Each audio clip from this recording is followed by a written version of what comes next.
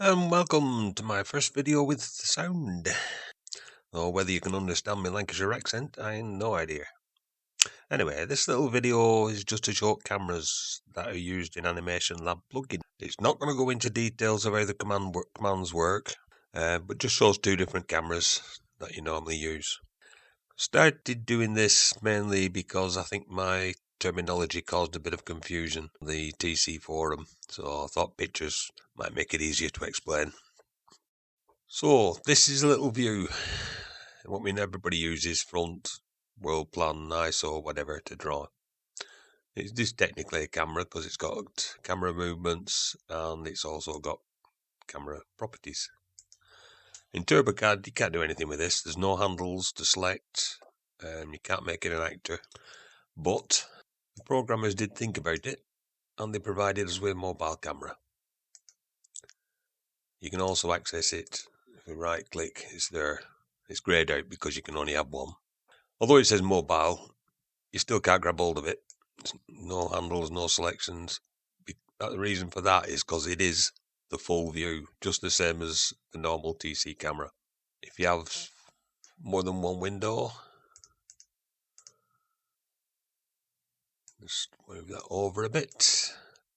If you have more than one window, that command, whichever is selected, if this one's the active window, darker border, then it's going to record what's in there.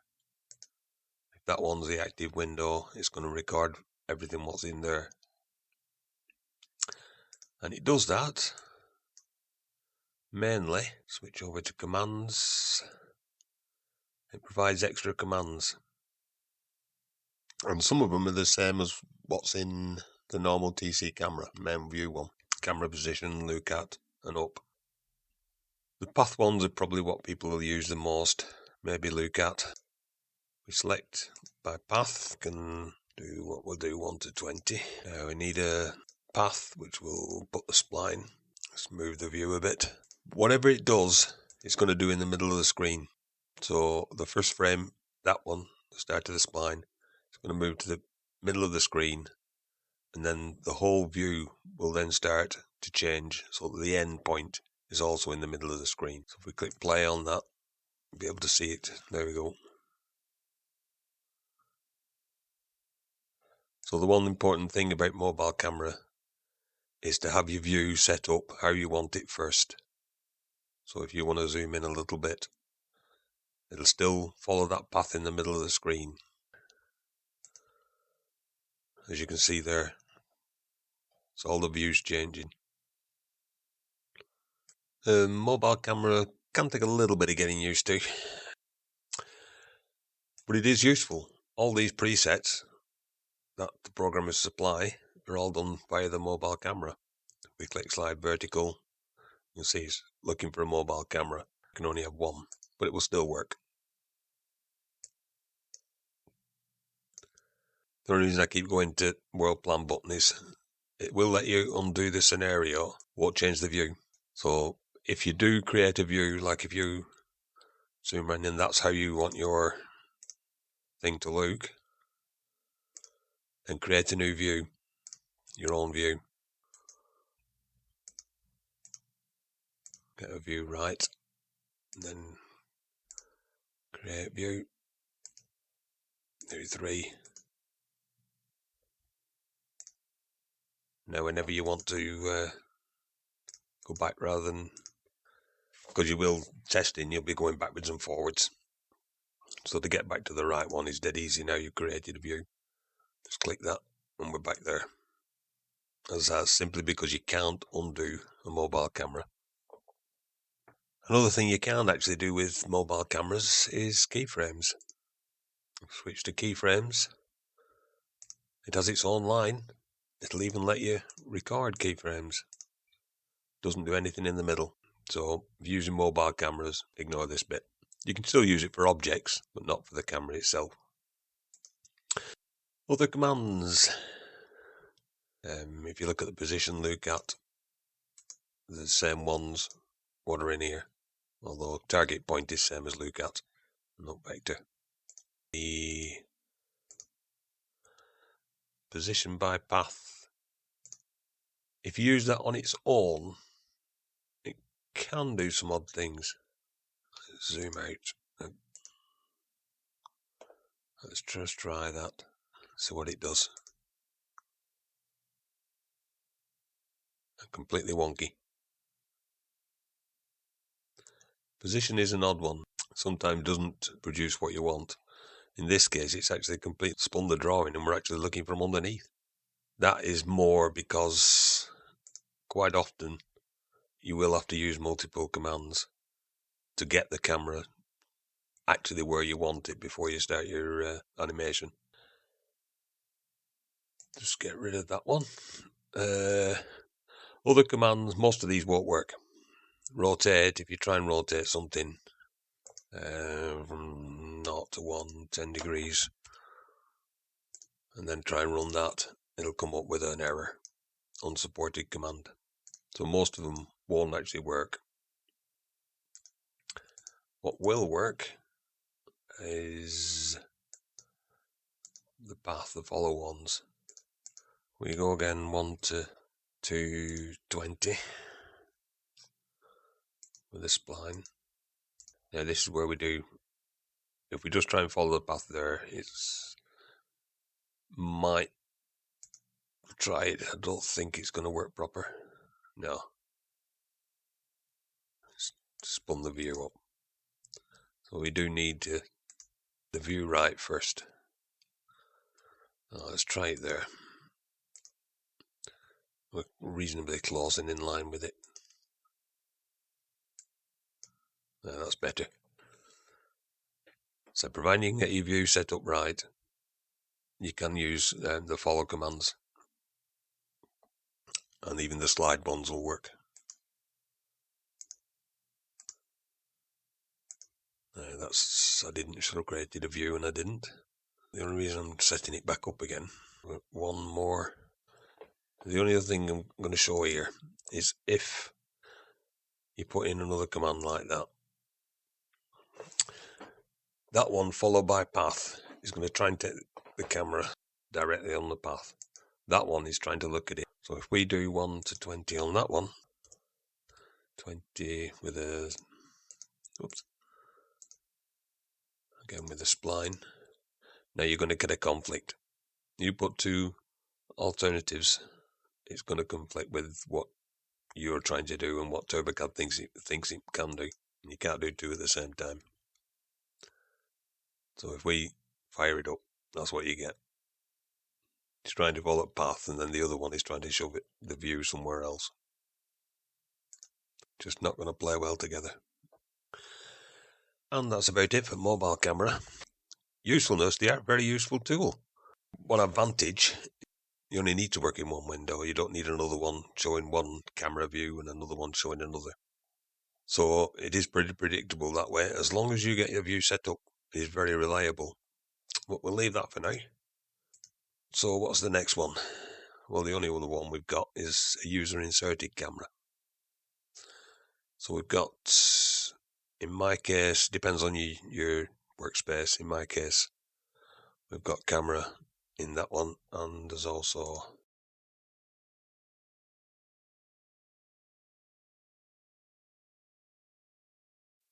so we just inserted a new camera. First thing you'll notice is at the top, it'll say your new camera, camera 3, which is, there it is. You can just, it's because I'm in perspective mode. Turn perspective off. There we go. And there's your little camera. First thing you'll notice is you can't do anything with it. It won't let you move it. You can select it, but it won't let you move it around like that. That's simply because you can't use the camera inside its own window. So what you have to do is set up a new window. World plan or whatever. That'll let you select the camera and move it wherever you want. V-snap it to there. Now, a lot of times you'll probably be using the camera with a path so you can follow where you want it to go. Obviously, we need to get the camera looking in the right direction. One thing about the camera, if you're working in this window, this is what's looking out of the camera. If you then either zoom or move camera moves as well, which means if you've already put it somewhere, there we go in this window to snap. It's in the right position, but as soon as you start moving the view, the camera will move. If we click back in there, we can see where the camera's moved off to. So the camera window itself, just use for viewing, don't use for modelling or especially trying to manipulate the camera. For safety's sake, you're better off just closing it down. Now we need to get that to right displacement line, and if I can remember right, I think it's 270, not 180. And then we just need to grab the Z and line it up with the line. As with mobile cameras, you really need to save it, but you don't need to save it as a view. If we go to Animation Lab, keyframes, make it an actor, and there's our camera line. On frame 0, record a keyframe. User inserted cameras will operate with the undo, so if you finish your scenario you can undo it and it will go back to normal. Bring that other window up. If we do accidentally move it somewhere where it's not supposed to be, dead easy just to select the camera, click show frame, and you're back to where you started. You will, I've done it loads of times, forgot which window I'm on and moved the camera. That's why I got used to recording a frame. Commands, quite a few of the commands, the move commands will work, the rotate command will work on the camera, because it is technically a physical object. It has a reference point and handles. As I said, path ones are probably ones you'll use the most. 1 to 20. Still needs a path, a spline. That's all set up. Now we need in perspective mode. At the moment it's just showing, you can see the tiny little camera there. To actually get the proper view from that camera, you need to go into perspective. So we'll click perspective on that one. Click in there and render. And that's our view from coming out of that camera. As I say, don't try and manipulate anything in there. Make sure you're in the right window. If you're in this window and click that record, save to disk, it's gonna record not what you want. So make sure your camera window is active, darker border. Don't travel across there because that'll make that window active. Make sure this is active, go out of the way and play. And then you can see it following. You can actually watch it on here. That's the view what will get recorded. Don't think I put perspective high enough. It looks at that.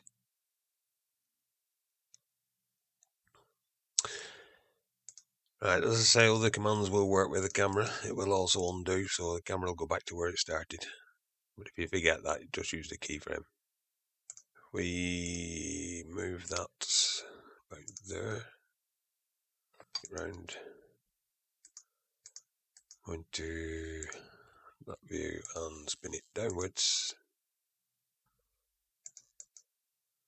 Let's put a bit more perspective on that. Take it up to 60. As I say, you can use other commands as well. You don't have to use the path. We can use move and rotate. So if we do 1 to 15 and then 16 to 30, and if we say, we'll change that to 1 to 15, we say Z is minus 100 and rotate Z as 24. Now if we run that just for something different and then run it, let's see what we get. This is just a move command and rotate, so it's moving backwards at minus 100 per frame. And then when it gets so far, we should rotate the camera. There we go. Not particularly spectacular. It just shows you the camera can be controlled. Now, there is one thing we need to talk about, and that's what started all this actually. Excuse me. And that's just like mobile camera, it's conflicting commands. When you have an user inserted camera, let's get rid of these. It will also open that lot. Now all them, just like the mobile camera, are going to be working on the whole view of whatever window is active. So you have a camera look at by path, it's going to want to look at that. It's not going to want to run around it, it's going to want to look at it. Now if you put something like path command, say 1 to 20, and then you also put in the camera command like that from both the splines, they're going to conflict. They're going to want to do two different things at the same time, and it's just not going to happen.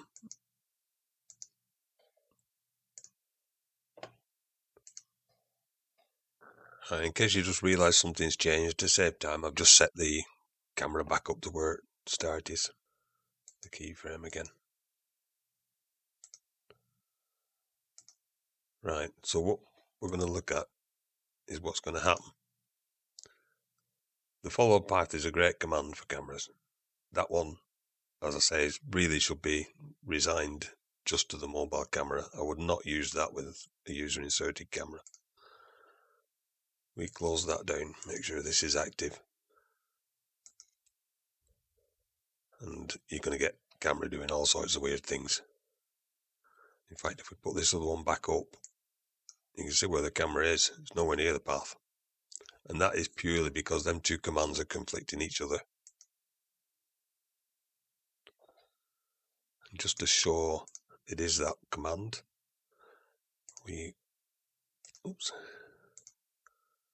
then remove that one command and then render it again.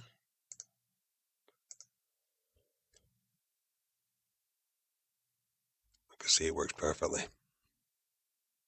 So it is just avoid any conflicting commands and you won't have any problem at all. As to which one to use, it's purely personal preference. They're both useful tools. Some people like one more than the other. They both have their slight problems. As I say, mobile camera, you've got to make sure you've used right, using commands, and just by zooming in on one window, and then it should work alright. With this, you've got to manually set up where you want. Set up a second window to be able to see the view. Make sure that's active when you record your video, and don't work in this window, otherwise you'll move the camera out of position. If you're not using it, just shrink it down. And that's it. As I said, this wasn't to show all the how commands work or anything, just to show the two different cameras you can use in TZ and Animation Lab. Thank you. Bye.